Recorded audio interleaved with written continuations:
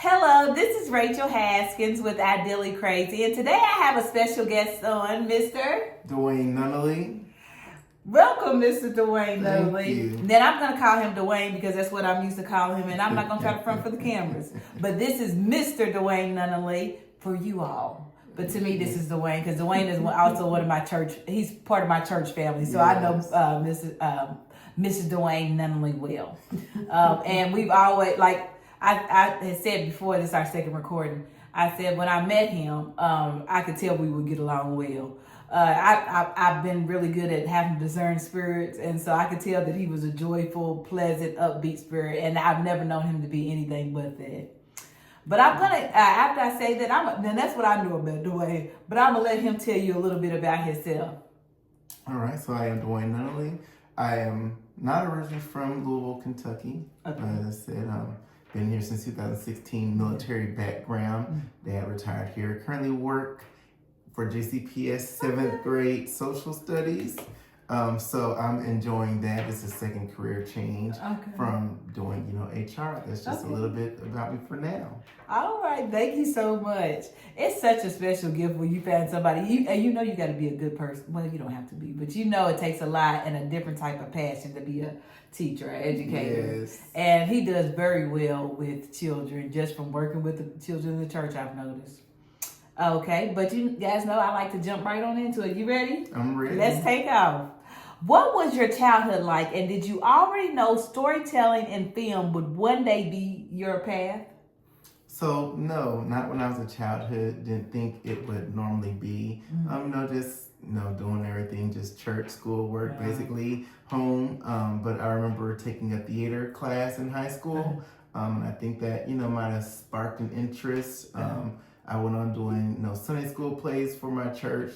Thanksgiving, little skits, Easter. When I was 15, 16, I know one day I remember we was doing a Christmas play for the whole Sunday school department, and I'm at work and I'm on the phone, and they saying, I'm like, how's it going at 15 years old? So that kind of sparked a little bit of my childhood, to where I am today. Look, the seed being planted. I love it. And I always say that what I've noticed with a lot of my guests is that God had planted what they were interested in and what was going to be their gift. And one of my previous guests mentioned that a gift comes from God. A talent is something that is man-made, like you within self. You work at it, and the more you work at it, you get better. And then through God, you bring your gifts and your talents together. But how God plant the seed, plant a gift inside of you, and many times when God does it, that is the way to your success. That's the way to your having the life that you want, being happy, just feeling like having that holistic life that I always talk about. And so he does that a lot of times. I've noticed with not just myself, but all my guests, including you, in our childhood. And then here we are now, like you said, he didn't know to take it serious, but now he's actually doing it, and it brings a passion out of it, doesn't it? Joy. Absolutely. You worked in HR and customer service before entering filmmaking. How did those experiences shape the way you see people and build stories? All right, so HR is gaining leadership, knowing how to work with different people. I've done that for so many years. So it's just basically a stepping stone to know different people, how they are, and the same thing as it is on set, knowing what people are good at, just connecting with others, and knowing how to work with those people, like gaining knowledge for those who have done it, as well as learning from those who are still as new as far as I am, and just also even in school working with different people and stuff. So working with people is never going to end. So it just changed from one to the next. So knowing how to work with people, building the relationships, and building yourself and keeping a good name for yourself as well can lead to different areas as well. It is transitioning for me. And I always say that God is in the people business.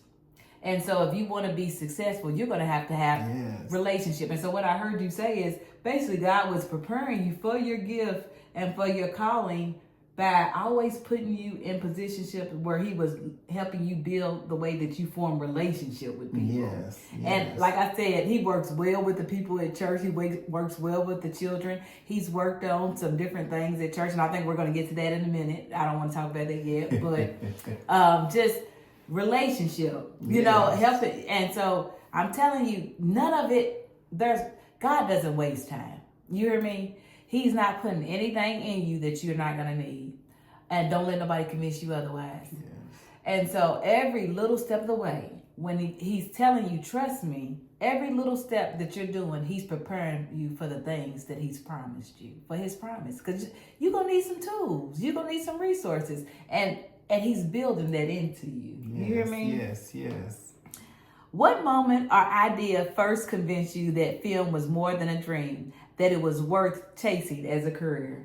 So, getting back, as I mentioned, doing plays and skits and things, and I've just always loved the arts, always been a good writer, as I mentioned, our second one, but I wrote songs, gospel songs when I was 15, 16 years old. Got some of them have some music with it. Some people would never probably know that I wrote some gospel music, but they're old now, so they had to be a little revamped up, but yes, but always just writing plays and skits, and then here coming at more Temple. My church was Temple Baptist when I was little. But more Temple, where I did the Black History skits, and I just love just creativity, and I'm always it has to be perfect. I'm like, they're always like, is this look good? I'm like, I think I need one more thing, just to make it a little bit better. But from the Black History skits, just phenomenal, and just take it to another level each time. And I love Black history. So going to now, never would have thought that it would have been something I just enjoy. But my brother, never know to this day, I'm going to ask him, but I have not asked him. He sent me Brewster's Millions that was filmed here, and he sent me the email that was looking for backgrounds. So I did all the right stuff that way.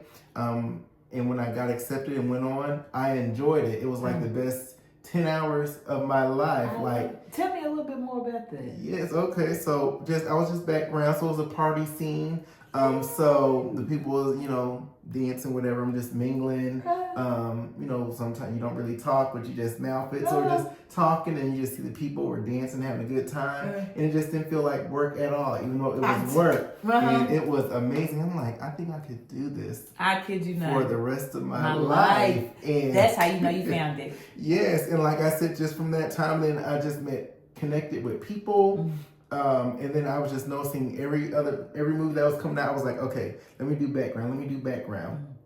And I would get into it, and I just loved it. And so I was like, okay, yes, this is the time now, and this is the place where I need to be. And not even only that, but enjoy, but just have an outlet to just do different things. It was just wonderful, great.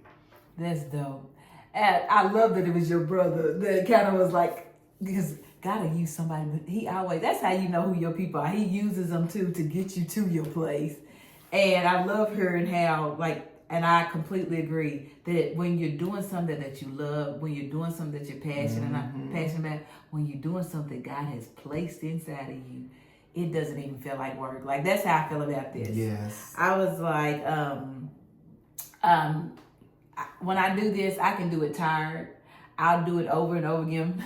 We had to re-record. Earlier this week, I had to re-record a whole one on 2 different days with my best friend. But you know what? Not only was I happy to do it, I wanted to do it. Yes, and it's something that when I tell you, I absolutely love doing. When I normally wouldn't ask people for things, I'm like, hey, can you come on the show? You hear me? The little shyness in me completely disappears because I love it. I could do it all day, every day. Yes. And that's why I told the Lord, I said, this is what I want. Yes. And it's hard because sometimes part of getting what you want, sometimes it's not that you don't really know, but you're almost you're a little bit afraid to ask. Like, I want to do this. I'm afraid to believe a little bit. What I guess I'm a little bit different. Sometimes you question, but then honestly, that's truth. This is just a real raw thing. Me, I'm like, I'm broke anyway. So why not Take just that step chance. out You hear me? I said, I'm broke anyway. You know what? You hear me? I love it. A man after my own heart. You hear me? Because I'm going to do it anyway. Broke. Rich, if I want to do it, I'm gonna do it. Yes. Period. That's it. I feel that way. So, as a writer, producer, and director, which roles feels most natural to you, and which ones pushes you outside your comfort zone? So, I love directing. I love writing. Just the pen before I get to that question. Go ahead, please. If it wasn't for me, if it wasn't for me, like not being at my job at the HR and switching also to like being a substitute, I don't think I would even be in the place that I am now. Being able to be a substitute, I was, had late nights, and then like I would just be in there typing on a computer. And so that really allowed this space and opportunity for it to just, the vision to come, what it is and what it is now. But I always love, like I said, I always love writing. That just comes naturally to me. Like if I see something, I can write it. I wrote a scene in a day and then handed it out to everybody. And it's like, wow, we love it. Lord. So writing comes to me naturally, and then when we get down later, I'll tell a little bit more. Okay. But directing, I love directing. I just love seeing the vision come true. I love seeing, let's try it this way, let's try it that way. I love just the process, just everything about it. I just love it. It doesn't feel like work, is joy, and just they be like, oh, we just see it on your face. And like if it's something that's a really good day, my voice it's like you can just hear it in my voice. So I just love, I love it all. Like I love it all. Look, everything about it. Yes. Okay. What's been the biggest ideally crazy challenge in bringing a project to life, and how did you overcome it? So, what's been the biggest challenge? I'll say this time ago around, we filmed this first episode, but we're refilming it. The one biggest challenge mainly is just getting everybody's schedules together. Amen. That's the main thing. We all have life and everything happens. We all doing this. We like to do this, to do that. But the main thing is just getting everybody's schedules together. That's the main challenge for me. When we're all on set, everybody, we're getting it. We're professional. We're asking questions if it's unclear. Communication and stuff is good. Anything that is like that is good. But definitely is scheduling. I know that's right. That's why I say even with Ideally Crazy, I'm trying, because we all work, we all have a lot of stuff going on, and so and I always say a good time for me is a good time for you, because I like things to be copacetic, and I believe that everything God is in is going to be good for both parties. But just working around people's schedules, and like I said, but I don't care. I'll do it when I'm tired and everything else. Like you tell me when you can do it, and I'll do it. Yes. Okay. How do your past jobs working with people influence the way you tell stories on screen? So, crazy oddly, in my back pocket, I did started writing like an HR script, just like what goes on there. That's not through yet, but basically, telling stories. I mean, I just have all like kinds of things in my head when I'm sitting there. It just pops up, but just getting a clear vision and a good concept of a story, and being able to like get it on paper and I envision it and I see it. That's just how it's able to be shown on screen. Right now, I got a lot of family stories. But I can't do. I know Brandy. She was saying she like horror. Like I can't. Not that I can't get into it. But that's not my genre. Yes, my genre right now is drama. And my is like, you don't even seem like this type of person, but I can tell you, I can tear up a piece of paper. But I like it. Some drama. You heard me, and people like it. Yes. That's why we have all the different dramas. Because honey, each genre has its audience. Yes. And I like a little bit of it all. And I almost forgot it, but that could kind of go back to, being with the people I'm working with. It's a whole lot of drama that goes off. That's what I'm going to say. Job, And what I was about to say, and I prefer my drama on screen because I don't like a whole lot of drama. I like to chill. You know what I'm saying? So I don't prefer my drama on screen. And so I prefer my drama on screen. That's where I prefer it. I don't want it in my life. I like it up there. Because that's your life. You know what I'm saying? Yes. And I might cry and do all that with you, but at the end of the day, I know you're okay because y'all acting. Yes. You hear me? So do you have a film, project, or creative work you'd like to promote or share with listeners right now? So, yes. So I have my first one, like I mentioned, is Heights of Deception. We are in the phase of refilming episode 1, and we're currently filming episode 2. So we're doing those simultaneously. I love it. It's an episode of 8. Yeah, well, it's a series of 8 episodes. Okay. So we're looking to pick back up in March and things. And so the goal is to, film it and pitch it to, Amazon or Tubi or whatever the thing is. So, we're trying to get that out there. So I just showed, we got some couple of shirts. We got some Heights of Deception shirts. This is all local cast in Louisville. Yes. These are $25 from the extras, from the small. And I'll have him tagged so you can reach out to him. Yes, please do. These are the 2 Support Black business. Yes, these are the 2 I'm selling right now. Looking to maybe get some pins or writing. My mom helped me. She made some pound cakes, so we're selling some of the pound cakes. So we have some of that going right now, either donations and things like that. So it's just almost like a mini soap opera. We have an aunt and we have an aunt. No, we have an aunt and a mother. Okay. They don't get along. And we have their son and nephew. They don't really get along from the conflict. And we have about 6 or so supporting characters around that. That is about determination, betrayal, loyalty, but also about all the real stuff. Yes, and also about entrepreneurship. And that is, as I said, if you want to see my life or what it's like, not like what it's like or what some things I've done, watch Heights of Deception. I'm trying to be an entrepreneur. It shows, go for your dream, chase your dream. That's more of that. There's a singer. One boy is a singer, rising artist. The other one, he wants to be a personal chef. So we have fashion designers. So this is just showing you how life may knock you down and things like that, but keep pursuing. Absolutely. Your dreams and stuff like that. Absolutely. So we are currently in filming with that. And then also, I wrote another show series. I literally wrote that in 2 days. Okay. And it is called Moving Beyond Shattered Vows. Okay. And that is morely about 2 ladies. They were married to their husbands, but now they're recently divorced. And so you see how they grow as a sister bond, how they raise their kids, how they want to start a new life in adventuring and helping other divorced women and things of that nature. So one is trying to keep her peace, and the other one is trying to, find her voice. Okay. From being.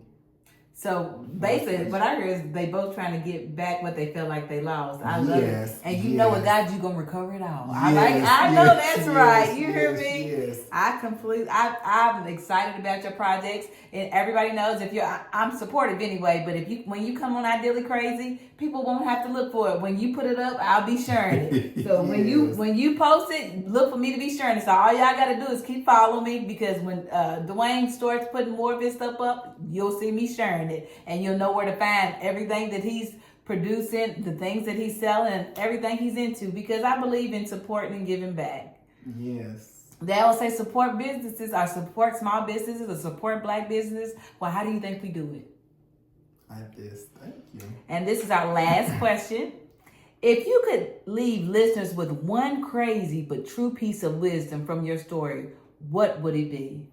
All right, just from my story, and also the story from my life, then I just say, if you just have a dream or a passion, just step out, and just go by faith. Absolutely. And then, people may think you're crazy. My mom was always saying, you need to go to work. You need to go to bed because you got to go to work. I'm just like, well, I'm fine on this and this. And then once you start doing that, then people may think you're crazy, but when they start seeing the results and everything, you know, people are like, wow, I really see something. When it was like, I was writing it on paper, and then I was doing auditionings, and then I finally got in the cast, and then I was like, it's filming dates. I was like, wow, people was like, what is this? What's going on here? And it just, I just knew it was God, because God just put every piece of the puzzle together, and I just thank him, because there's not been one piece of, I'm not gonna say there's no drama and things and all, but and overall it has been a great process with the cast and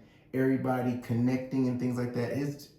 God has been great, and he's been good in this overall, you know, project and everything. So I know he gave me. Oh, absolutely.